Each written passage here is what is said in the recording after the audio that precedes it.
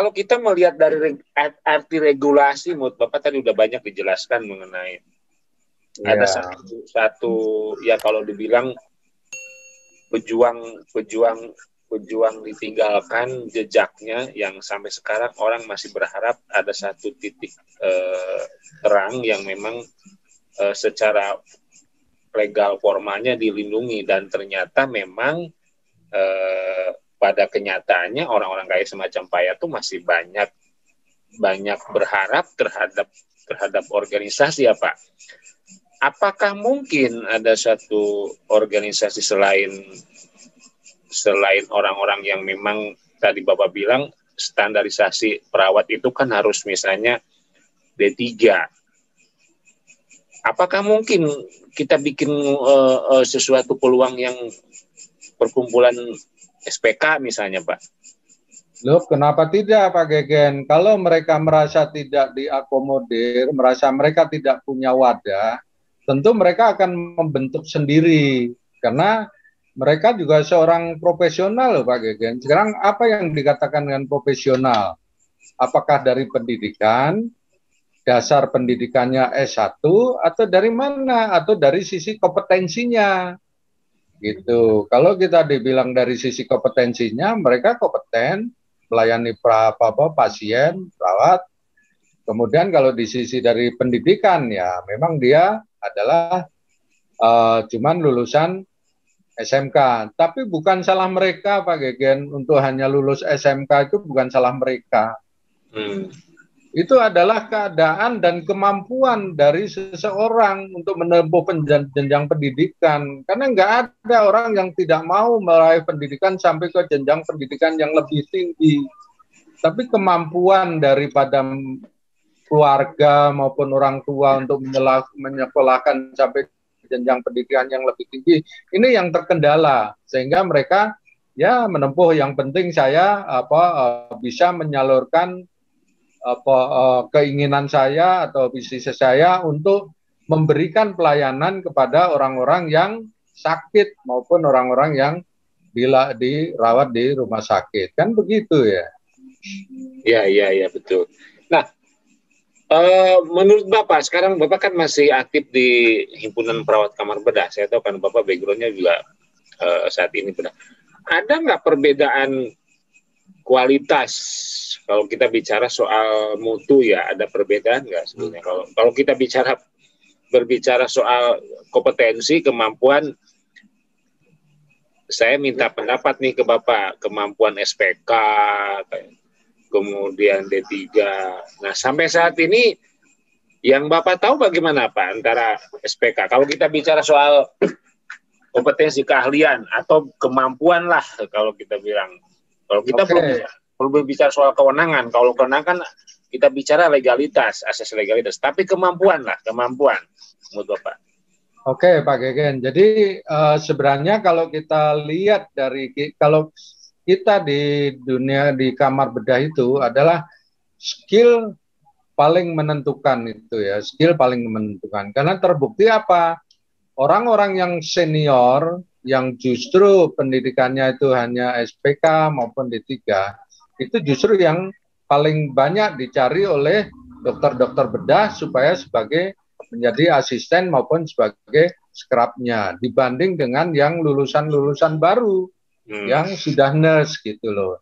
Kemudian kita pernah ya bekerja di rumah sakit, dan kemudian kita juga menjadi supervisi, juga kita menjadi manajemen di rumah sakit. Kita bisa membandingkan sebenarnya lulusan-lulusan S1 dengan D3 ataupun dengan SPK yang sudah berpengalaman, itu kita bisa kita bandingkan ya, bahwa S1 ini belum tentu bisa bekerja di lapangan kalau kita lepas. Salah satu contoh begini, misalnya nih ya, kita lawan nih SPK sudah berpengalaman sekian tahun, nggak mungkin lah pengalamannya itu baru 2-3 tahun kan, karena udah dihapuskan pendidikannya, pasti mereka pengalamannya di atas 5 tahun. Kemudian lulusan D3 misalnya pengalaman 2 tahun. Kemudian nurse yang baru lulus, sama-sama diterjunkan di lapangan, kan kita tahu sendiri hasilnya seperti apa. Mereka yang lebih pengalaman lama akan lebih mumpuni dari skillnya, gitu loh Pak Gegen. Sementara Pak Gegen tahu kan, dunia keperawatan itu sampai saat ini masih menjalankan perintah dokter, belum mandiri. Kita punya rumah sakit yang sekelas internasional saja, kita ya nggak usah kita menutup-nutupin lah, Pak Gegen nggak usah nutup-nutupin lah, bahwa di lapangan itu masih nunggu perintah dokter. Apa yang dilakukan oleh perawat itu belum, kemandiriannya itu belum sama sekali. Sekarang di rumah sakit mana? Tunjukkan pada saya yang perawatnya sudah melakukan pekerjaan mandiri keperawatan. Pasti masih menunggu perintah dokter, nunggu instruksi dokter, nunggu ini dokter dan lain sebagainya. Dan kita sudah punya juga catatan perawat. Apakah catatan perawat sudah dianggap oleh para dokter senior? Gak ada Pak Gegen, masih nanya tensi berapa, suhu berapa, ini berapa, itu berapa. Catatan perawat hanya sebagai dokumentasi untuk pemenuhan akreditasi. Itu fakta yang di lapangan. Ya, ya baik. Saya kira ini menarik Pak. Kalau kita bicara soal tadi statement Pak Yatno yang luar biasa, kita bisa gali lagi lebih dalam sebetulnya. Tetapi memang saya fokus malam ini, saya tertarik dengan apa namanya perjalanan Pak Yatno. Itu nanti sisi berikutnya nanti saya akan kupas tuntas Pak. Saya akan kupas tuntas. Nah, kalau bicara soal pelayanan perawat tidak akan habisnya Pak. Tidak akan habisnya. Saya yakin Bapak pengalaman yang hampir separuh hidup itu di dunia keperawatan sudah luar biasa. Bagaimana apalagi Bapak punya jenjang karir yang mulai dari SPK, mungkin sebelumnya Bapak udah tahu penjenang, SPR, itu sudah banyak, mungkin terdahulu senior Bapak sudah banyak cerita. Nah, khusus Pak Yatno nih, sekarang bagaimana nih yang dirasakan terkait profesi Bapak? Saat ini Bapak sudah pensiun. Ya. Tentu pensiun kita kan umur kalau sesuai undang-undang kan 55. Ya. Menurut Bapak yang dirasakan selama ini sebagai seorang perawat sampai sekarang Bapak masa usia pensiun yang masih produktif. Oke. Satu sisi yang punya kontribusi besar dalam hidup Bapak sebagai seorang perawat. Waduh Pak Gegen, kalau saya bilang ini mungkin nanti saya dikiranya sombong Pak Gegen.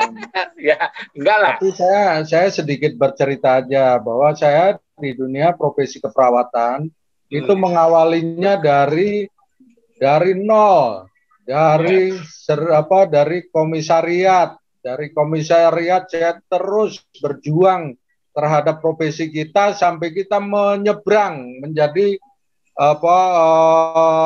ikut ke organisasi buruh. Supaya apa? Semua itu hanya untuk membelain profesi perawat, kecintaan saya terhadap perawat. Sampai saya mencari-cari bagaimana sih sebenarnya organisasi profesi ini. Kok kenapa kita perawat ini sudah lahir dari sekian lama puluhan tahun, dari tahun 76 masih terseok-seok dan hidupnya masih seperti ini. Kemudian setelah kita bisa istilahnya bisa bangga menancapkan bendera, kemudian kita merasa bahwa saya merasa bahwa kok ini perawat ternyata merasa menyombongkan dirinya bahwa perawat itu harus nurse, harus D3 misalnya. Ini maaf ya kita ini ya, tapi kita singkirkan itu ya. Tapi bahwa kecintaan saya terhadap profesi keperawatan itu sampai saya Pak Gegen tahu sendiri, kita pernah dididik oleh International Labor Union di Puncak bersama-sama. Itu sebenarnya apa? Kita mencari jati diri organisasi profesi dalam pengelolaan keprofesian. Sehingga saya menyimpang sementara, tapi saya tetap sebagai pengurus komisariat, dan saya dari komisariat sampai pengurus kabupaten kota, sampai pengurus pusat, semuanya saya lalui. DKI, zamannya Bu Prawyitni, ya semua saya sudah lalui ya. Tapi apa ya, memang orang yang peduli dengan organisasi kita, dengan keprofesionalan kita itu sebenarnya sangat sedikit, dan kadang-kadang hanya untuk untuk mencari jati diri aja, bahwa saya ketua, saya pengurus saya ini, untuk memikirkan organisasi itu sebenarnya sangat minim sebenarnya. Ya, ya benar. Tapi saya tidak berputus asa di situ, Gen. Saya hanya percaya bahwa Tuhan Maha Tahu, Allah Maha Tahu. Itu saja yang saya ini. Pokoknya saya bekerja, saya berjuang untuk profesi, dan sampai saat ini, sampai 2 hari yang lalu, saya masih membelain teman-teman yang hak-haknya dikebiri oleh kelompok kesehatan yang lain ataupun komunitas kesehatan yang lain ya. Dalam hal ini adalah ya mohon maaf, kita kan partner kita adalah dokter ya. Yeah. Lalu dokter itu menduduki jabatan direktur kan gitu. Nah, sehingga direktur karena itu adalah sebagai seorang dokter, dia mempunyai kewenangan, dan kewenangan itu dipergunakan untuk teman-teman kita perawat supaya hak-haknya tidak terpenuhi dengan baik, terbagi-bagi. Jadi sebetulnya itu Pak Gegen ya, kalau ditanya Pak Yatno perjuangan sebagai seorang perawat itu seperti apa? Saya sampai saat ini, walaupun ya saya sudah meninggalkan pekerjaan saya sebagai perawat, dan saya sudah menjadi usaha lah gitu ya, bukan pengusaha besar, belum lah ya. Allah akan ke sana ya. Tapi hal itu saya tetap mencintai profesi perawat. Karena kenapa saya sebenarnya mencintai profesi perawat? Karena saya merasakan bahwa perawat itu dari saya lahir sebagai seorang perawat sampai saat ini masih termarginalkan. Padahal kita merasa bahwa perawat ini adalah profesi kelompok yang terbesar dalam memberikan pelayanan kesehatan. Ya. Ini kenapa kita termarginalkan? Karena salah satu contoh misalnya teman kita ya, sudah diberikan jabatan yang lebih tinggi sedikit, itu sudah lupa dengan kondisi profesinya yang sesungguhnya gitu. Ya. Dan kita sampai saat ini juga walaupun undang-undang sudah ini ya, tetap kita masih panjang perjuangannya. Kalau Pak Gegen mau teman-teman perawat semuanya mau berjuang di dalam itu, kita harus duduk ada di legislatif maupun di yudikatif, harus ada di sana. Kalau kita tidak ada di sana, selamanya kita tidak akan bisa merdeka sepenuhnya. Kenapa? Pak Gegen tahu dari menteri sampai kepala dinas, sampai kepala puskesmas, semuanya adalah dokter. Yeah. Sementara pendidikan kita udah tinggi, mengaku minimal kita nurse katanya perawat itu. Tapi sampai sekarang juga tetap masih termarginalkan ya. Harusnya nggak begitu. Saya sudah bahagia lagi ya kemarin tuh bahwa Menkes kita bukan lagi dokter. Ini adalah peluang sebenarnya untuk teman-teman perawat untuk bagaimana kita bisa meraih jabatan-jabatan yang memiliki kewenangan, memiliki anggaran, memiliki kewenangan yang lebih tinggi untuk mengatur tenaga-tenaga kesehatan dan teman-teman khususnya teman-teman perawat itu Pak Gegen. Ya, ya, betul Pak. Itu memang satu harapan, bukan saja harapan Bapak, tapi harapan semua ya. Tapi saya kira dengan statement Pak Yatno ini luar biasa menyemangati untuk kaum yang muda, terutama penerus-penerus bangsa, khususnya di dunia perawatan.